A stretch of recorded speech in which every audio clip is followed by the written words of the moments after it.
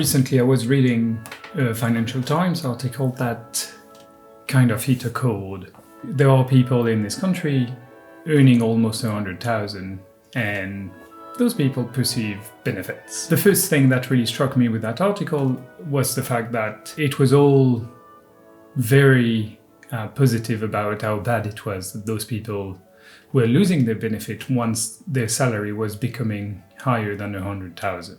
This is usually not the way benefit claimants are treated by the British press.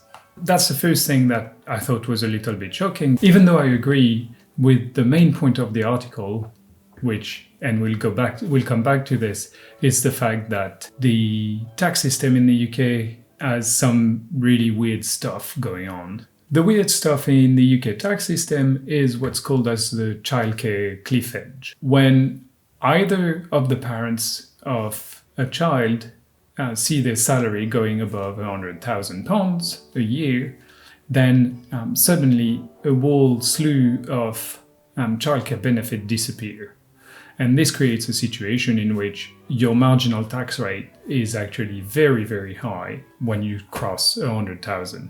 And the point of the article was to go over this and talk about the fact that a lot of people then are making decisions to limit their earnings in order to remain below that limit. The first question is, why is it that when you earn almost 100,000 and you're playing the system, you're some sort of shrewd strategic agent, whereas when you're poor and you're earning benefits and you're playing the system to not lose your benefits when you do a little bit of work, you're some sort of grifter. Beyond this, though, the more interesting point of the article is this cliff edge and what exactly is going on at that point. In the UK, if both parents make under £100,000 a year, every child in the country is eligible for two types of benefit: tax-free childcare and free hours of childcare. The number of the free hours varies depending on the age of the child. But both of those benefits go away when you reach £100,000 a year.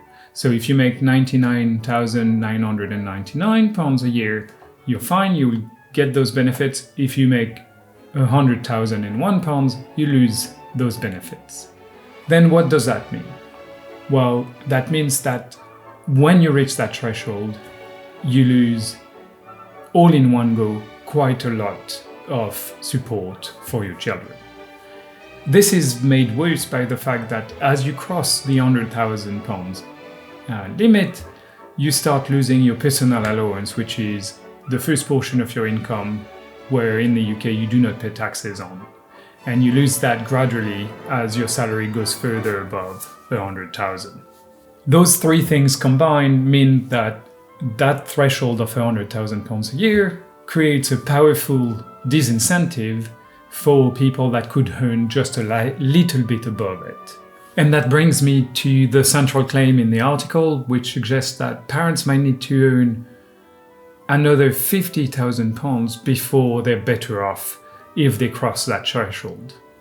And this is a pretty bold claim, and I think it's worth unpacking it a little bit.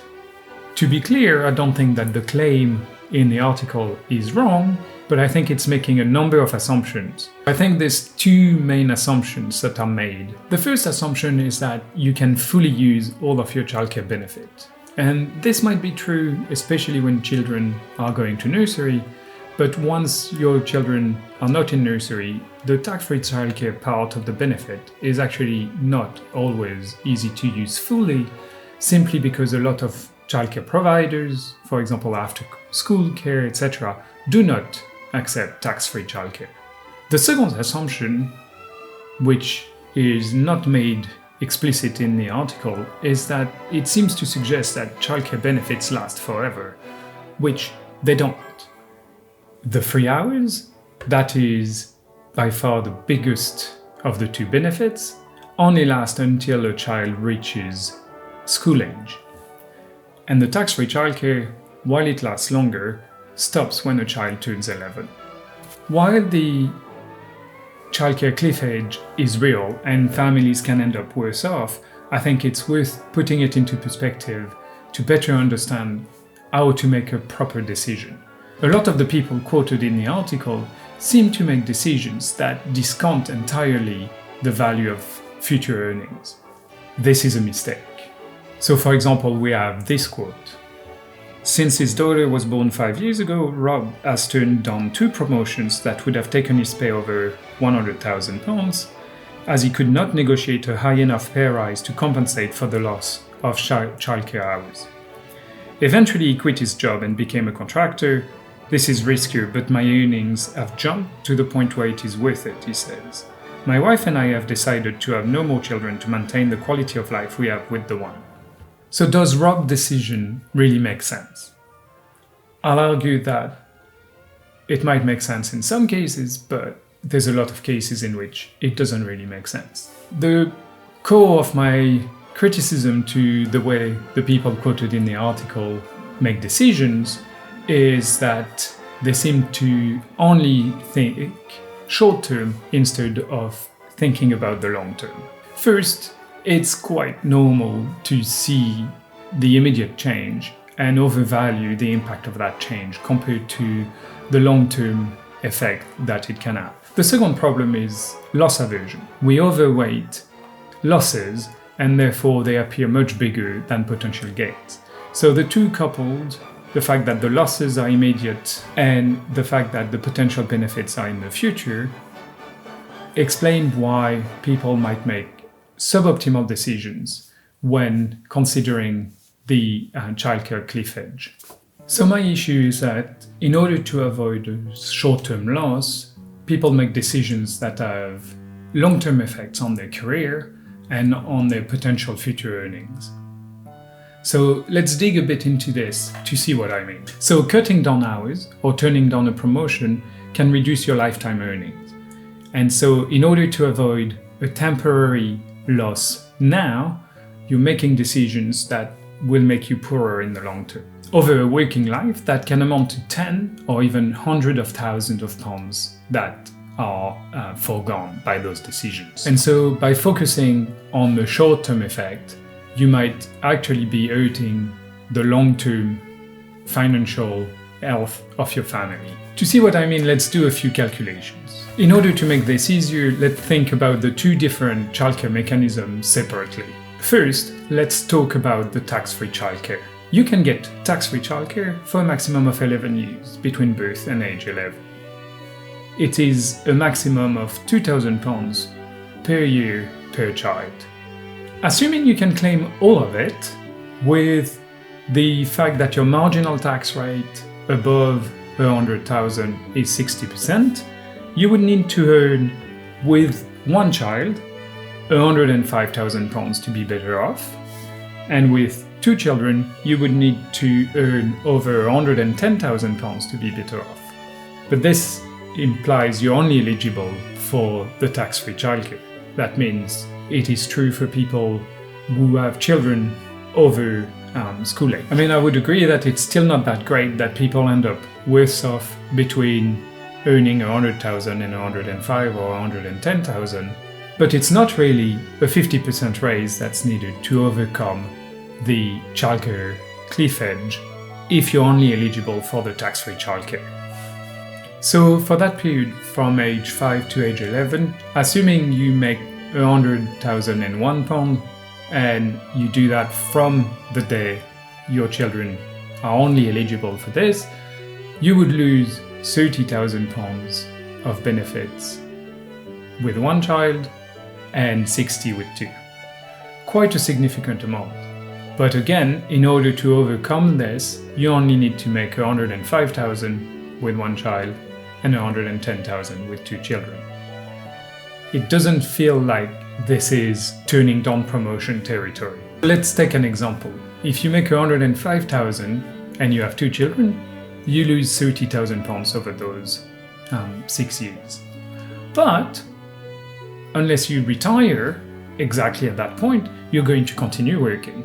And so you're going to continue making £105,000 after your children are not eligible for the tax-free childcare. And so if you work for more than 6 years after they stop being eligible, you will end up having higher lifetime earnings.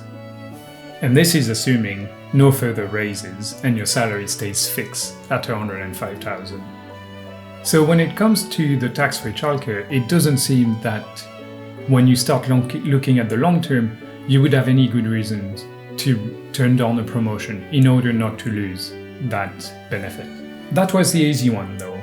Let's look at the 3 hours, which is by far the biggest benefit, but also the more complicated one. So here, there's a number of complications.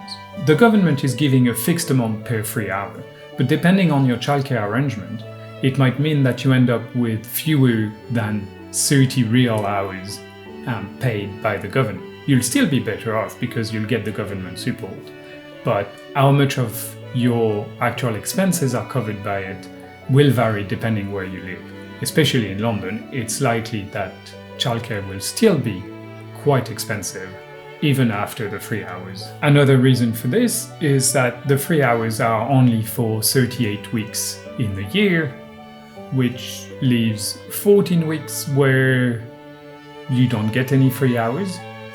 I wonder who gets 14 weeks of holidays. In terms of the hours, it's a little bit complicated, so let me go through it. So right now, if your kid is 9 months to 2 years old, you get 15 hours free childcare, but that will go to 30 hours from September 2025, and 2 to 4 years old get 30 hours free childcare.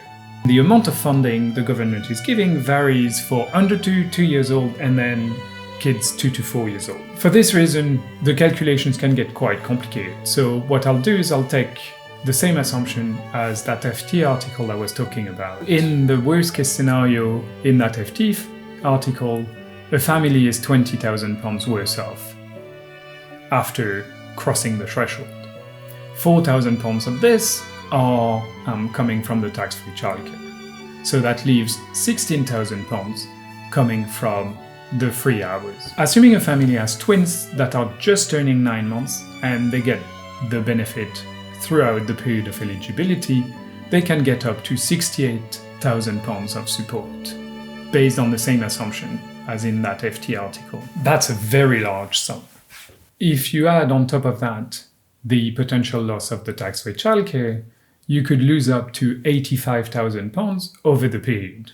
So if you earn £105,000 and lose the benefit, you lose those £85,000. You'll be worse off, but after 17 years of working, you would have made up this amount of money and therefore have higher lifetime earnings.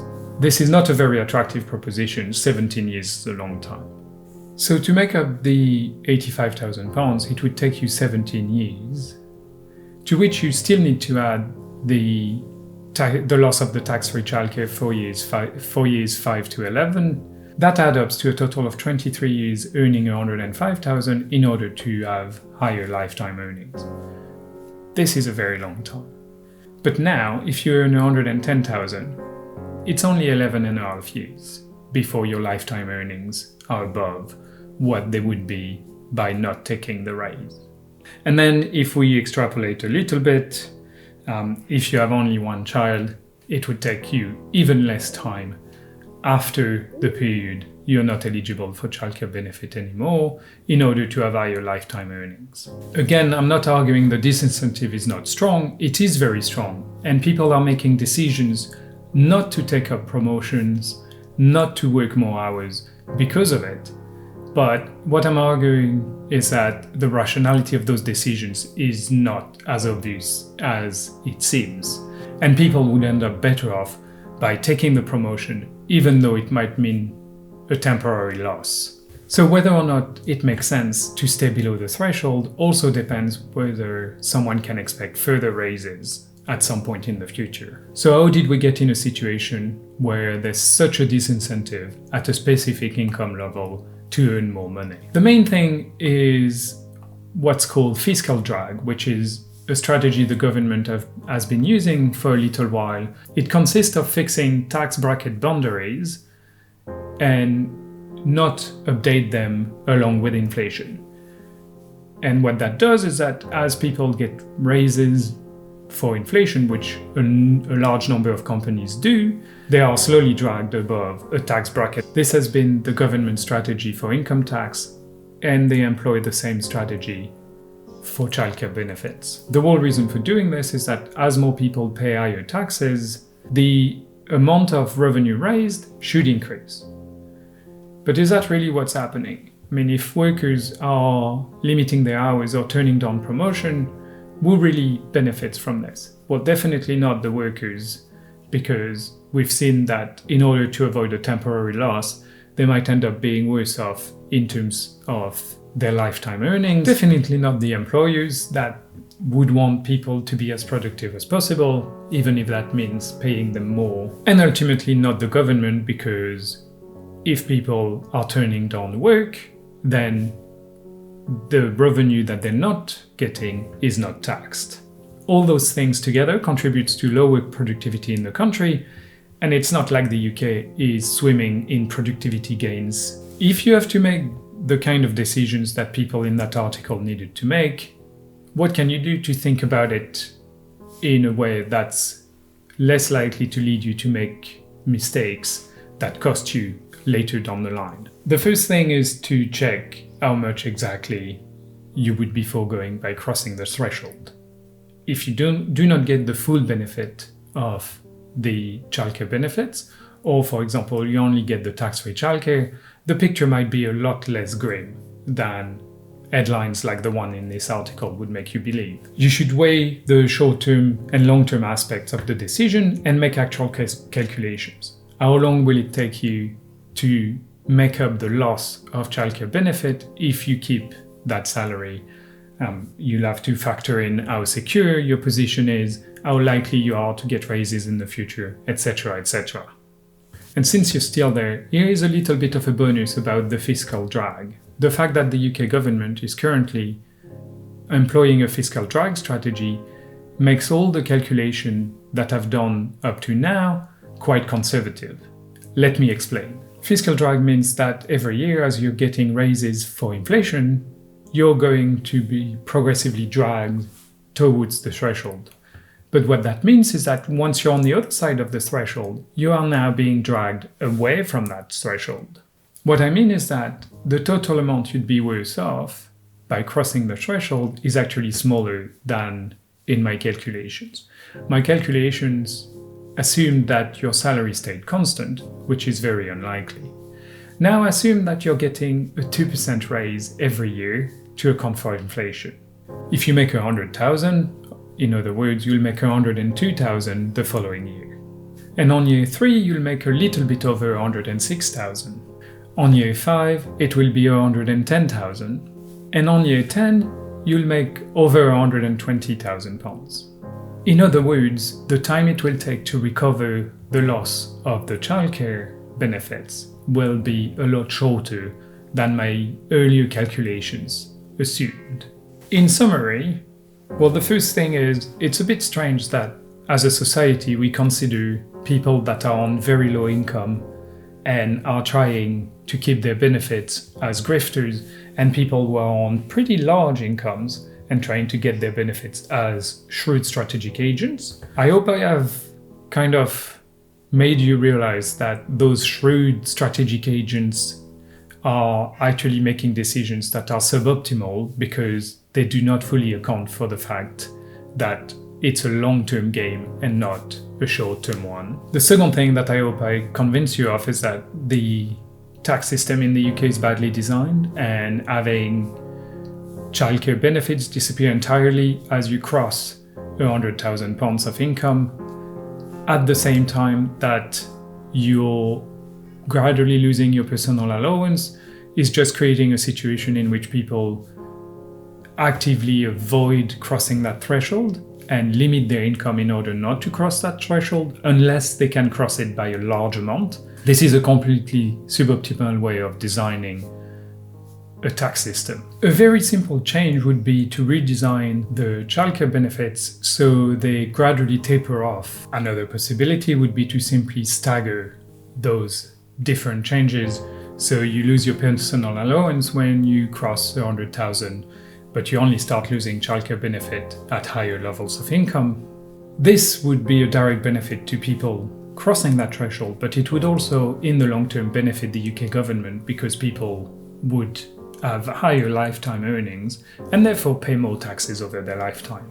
Another thing that no one seems to talk about ever would be to simply realize that the cost of childcare in this country has gotten too high and decide to bring down that cost. That would probably require additional support from the government, but while that would be costly initially, it would lead to higher income revenue for the government. For example, because fewer people would exit the labor market in order to take care of their children, and fewer people would turn down promotion or reduce their hours in order to stay under the £100,000 limit. So what do you think? Is this system fair? Effective? Let me know in the comments. Bye for now.